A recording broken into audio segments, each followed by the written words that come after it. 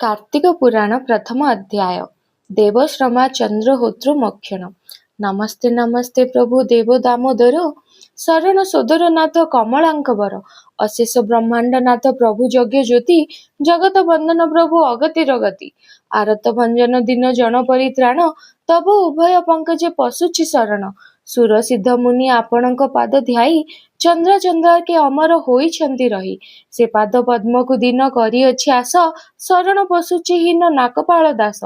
शूद्रकूले जन्म मोर अल्प बयस, संसार बंधने पड़ी मरुछि अवश्य, कर्म जंजाले पड़ी समय जाए बही, स्वभावे अधम धर्म कर्म न जानई, आकुल मनरे बसी विचार चिते, संसार सागर तरी जीवई केमंते, तेणु आपणक पादे शरण पशुछि, कारण करिब बोली आशा करिअछि, दासपणे आपणक निकटरे मते रखिब बोली भरोसा करिअछि चिते। तब पासे रही हरि नामामृत गाई, लभिबे परम पद नाकपाल कही, भरोसा करुछि कृष्ण लीला रस सार, पद छंदे आनिबि जे ए आशा मोहर। 12 मास मध्य कार्तिक मास सार, कार्तिक स्नान रे मिले बैकुंठपुर, से कार्तिक स्नान विधि सुनी परिमाणी, पद्म पुराण उत्तरखंडे जीवमाणी। कार्तिके स्नान करन्ते पाप जाए नाश, इह जन्मे सुख अन्ते बैकुंठे वास, धन जन गोप लक्ष्मी प्राप्त हुई, वंश वृद्धि हुए रोग शोक न आसई, गोरु हत्या ब्रह्म हत्या स्त्री हत्या दोष, कार्तिक स्नान करन्ते पाप जाए नाश, ग्रह नक्षत्र दोषादि सबु हुए दूर, कार्तिक स्नानर फल एमंत प्रकार, शरीरु सकल पाप जाए भस्म होई, कार्तिके स्नान जेउ जन जे करई, से कथा को साधु जने सुन श्रुति देई, पदछंद करी किछि बखाण करई, अमृत समान कृष्ण लीला रसामृत, सुनी करी साधु जने पाओ मुक्ति पथ। छोटो मुहे बड़ कथा पदे देई कही, एते मोर दोषा दोष न धरिब केही, कविकुल जननी गो मते दया कर, कोल पोछा पुओ मुहि अटई तोहर, मोह परी शोक जदि कविकृत कले, चंद्र सूर्य पड़ी कि न जिबे धरा तले, एथु अन्ते शुण जने देई श्रुति पथ, अमृत समान अटे कृष्ण लीलामृत। पूर्वे नैमिष्य अरण्य सर्व ऋषि गण, सुत मुनि को पूछिले कृष्ण रस गुण, आहे सुत मुनि तुम्हें अनुग्रह करी, कृष्ण लीला रस कथा कहिब बस्तारी, तीर्थ व्रत जप तप यज्ञ कर्म जेते, आसन जे पदसन साधन सहिते, जहिरे परम गति लभंती मनुष्य, से कथा कहिन मुनि मन कर दोष, अशेष जन्म बंधन नाशई किपरि, जाहाको भजिले भव संसार निस्तरी, एमंत जहि धर्म रे थिब मुनिवर, से कथा कहिन आंभ मन शांति कर। सुत उवाच, कहउचंदी सुत मुनि शुण मुनि गण, संक्षेपी कहिबा मुख्य धर्मर विधान, पद्म पुराण उत्तरखंडे जेउ बाणी, व्यासंक मुखरु आंबे जाहा अछु शुणी, विष्णु जाहा व्यास ताहा नुहंती अभिन्न, जेहु विष्णु सेहु व्यास जान मुनिगण, से व्यासंक मुखरु जा होइछि बाहर, कार्तिक व्रत जे व्रत मानंकर सार, जेबण कार्तिक स्नाने विष्णु होंती दोष, शिव सहिते संतोष सकल त्रिदोष, कार्तिक स्नाहाने सर्व पाप हुए दूर, मुक्ति लभंती जे सकल नारी नर, कार्तिक स्नान करन्ते पाप नाश जाई, रोग शोक जर व्याधि किछि न बाधई, सकल तीर्थर फल हुई प्राप्त, धन जन गोप लक्ष्मी हुई वर्धित, इह जन्मे सुख अन्ते बैकुंठे जाई, कहे नाकपाल केबे अन्यथा नुहई, से कथा को मुनिगण सुन देई मन, संक्षेपी कहिबा कृष्ण लीलार विधान। पूर्वे एक दिने कृष्ण सत्य सांगे धरी, गरुड़ आरोही गले दिग विचे करी, सत्यभामांकर इच्छा हुए जेउ स्थान, से स्थान को चली जाती विनता नंदन, विविध प्रकार दुहे कथाभाषा होती, कोमल वचने कृष्ण सत्या को भाषंती, एपरी चतुर्दश पुर भ्रमी गले, उत्तम स्थान जेतेक किछि न छाड़ले, नाना स्थान को देखी न सक्राजित बाली, स्वामी को बोलते प्रभु निस्तार पाइली, एते बोली कृष्ण नाम घोषिन मुखरे, कृत्य कृत्य हेले देवी करी जोड़ी सिरे।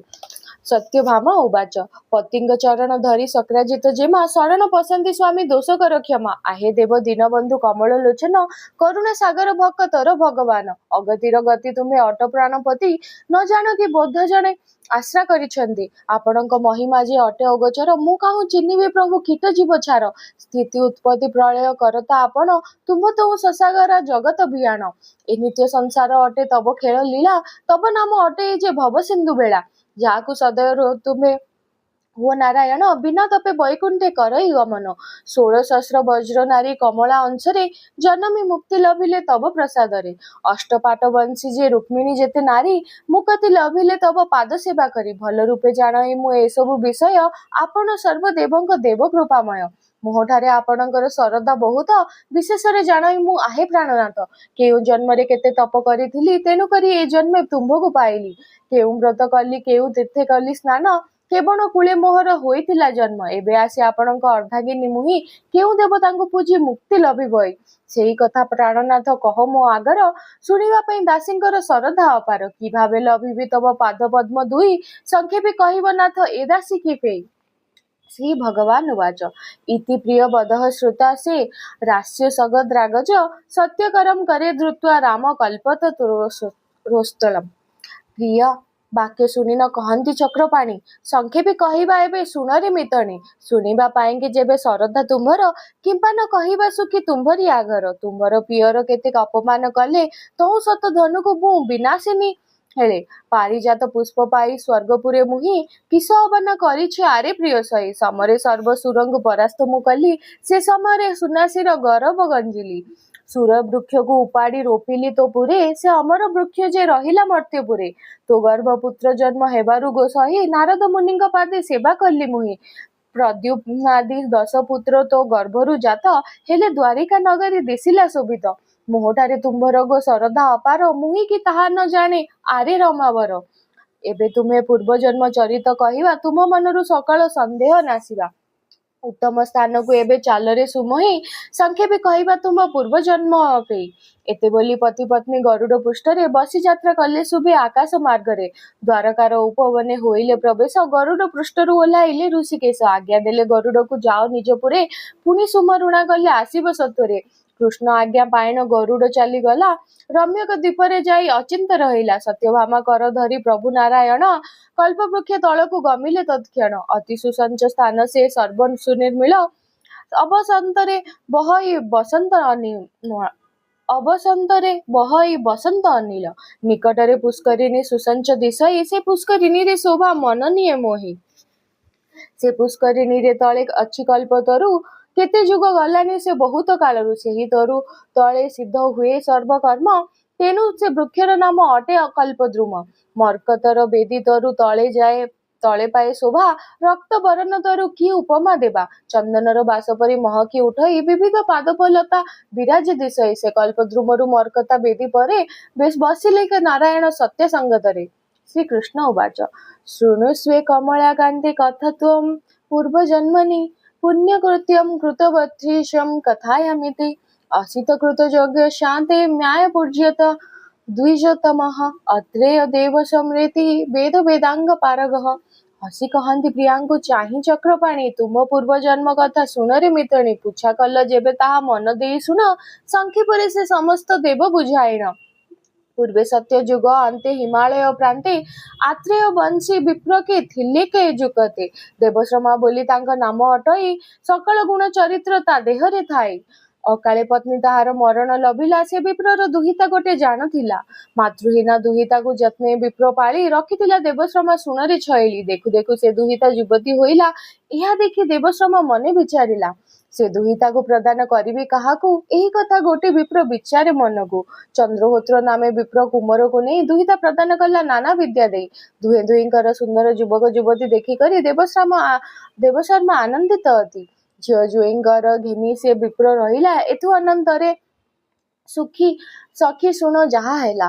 ଅନଳ ଅର୍ଚ୍ଚନା ସେ ସମିଧ କାଷ୍ଠ ପାଇ, ଦିନେ ବିପ୍ର ବିନ୍ଧ୍ୟାଚଳେ ଗଲା ପଥ ଭାଇ। ପତି ସଙ୍ଗେ ସେ ଦୁହିତା ବିନ୍ଧ୍ୟାଚଳେ ଗଲା, ସେହିଠାରେ ସଜନୀରେ ଯେଉଁ କୃତ୍ୟ ହେଲା। ଦୁହିତାଙ୍କୁ ବସାଇନ ସେ ବେନି କୁମର, ସମିଧ କାଷ୍ଠ ଖୋଜନ୍ତି ବନରେ ପଶିନ। ଅକସ୍ମାତେ ରାକ୍ଷସ ଏକ ତାଙ୍କୁ ହାବୁଡ଼ିଲେ, ସେବେନୀଙ୍କ ବିପ୍ରଙ୍କୁ ହତ୍ୟା କରି ଚାଲିଗଲେ। ତକ୍ଷଣେ ମୋହର ପୁରୁ ଦୂତମାନେ ଗଲେ, ସେବେନୀ ବିପ୍ରଙ୍କୁ ରଥରେ ବସାଇ ଆଣିଲେ। ବୈକୁଣ୍ଠ ଭୁବନେ ଆଣି କରିଲେ ହାଜର, ସେମାନେ ପରମ ଭକ୍ତ ଅଟନ୍ତି ମୋହର। ସେବେନୀ ବିପ୍ରଙ୍କ କଥା ଶୁଣ ଆଗ ସତୀ, ଭକ୍ତିରେ ସୂର୍ଯ୍ୟଦେବଙ୍କୁ ପୂଜୁଥିଲେ ନୀତି। ତେଣୁ ସେବେନୀଙ୍କ ଠାରେ ସନ୍ତୋଷ ମୋହର, ଭକତର ଭଗବାନ ନାମ ଯେଣୁ ମୋର। ସକଳ ଜୀବର ଆତ୍ମା ଅଟଇ ଯେ ମୁହିଁ, ପର ଆପଣା ବିଚାର ମୋହଠାରେ ନାହିଁ। ସଂସାର ଅଟଇ ସଖୀ ମୋର ଖେଳ ଘର, ପଞ୍ଚଭୂତ ଆତ୍ମା ମୁହିଁ ସକଳ ଲୋକର। ଧର୍ମବଳେ ବେନି ବିପ୍ର ମୁକ୍ତି ପାଇଲେ, ଶୁଣିକରି ସତ୍ୟ ସତୀ କୃତ୍ୟ କୃତ୍ୟ ହେଲେ। ପଦ୍ମପୁରାଣ ଉତ୍ତର ଖଣ୍ଡର ଏ ବାଣୀ, ଭଣୀ ନାକ ପାଳ ତରି ଯାଏ କର୍ଣ୍ଣେ ଶୁଣି। ଇତି ଶ୍ରୀ ପଦ୍ମପୁରାଣେ ଉତ୍ତରଖଣ୍ଡେ କାର୍ତ୍ତିକ ପୁରାଣେ ଶ୍ରୀକୃଷ୍ଣ ସତ୍ୟଭାମା ସମ୍ପାଦେ ଦେବଶ୍ରମା ଚନ୍ଦ୍ରହୋତ୍ର ମୋକ୍ଷଣ କଥନେ ଭକ୍ତ ନାଗବାଳ କୃତେ ପ୍ରଥମ ଅଧ୍ୟାୟः।